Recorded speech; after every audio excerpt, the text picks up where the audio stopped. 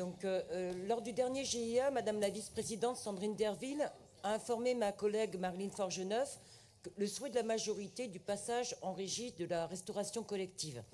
Donc cette motion soutient cette volonté de la majorité parce qu'elle s'inscrit dans la demande de longue date des organisations syndicales régionales en CST, même déjà depuis l'ancienne mandature.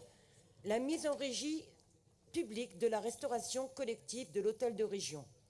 Les agents, que nous remercions régulièrement les uns les autres, méritent aussi notre considération en leur apportant une restauration de qualité dans un environnement apaisant. De plus, les employés de notre restauration collective gagneraient en stabilité et en reconnaissance. Elle s'aligne également en cohérence avec les politiques régionales engagées depuis 2019 en faveur de l'écologie, l'économie, la transition agricole et alimentaire.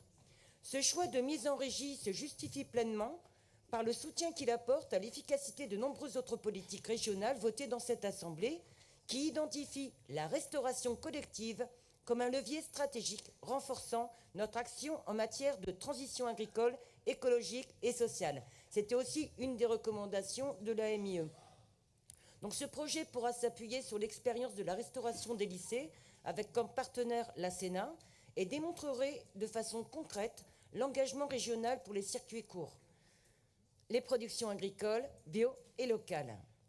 Il répond à plusieurs enjeux majeurs: améliorer la cohérence de notre action politique, renforcer son exemplarité et optimiser l'efficience des mesures déjà engagées.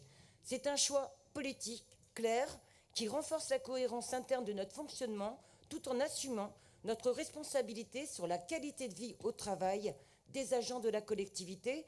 Donc en conscience de tous ces enjeux, je vous invite à voter cette motion. Je vous remercie.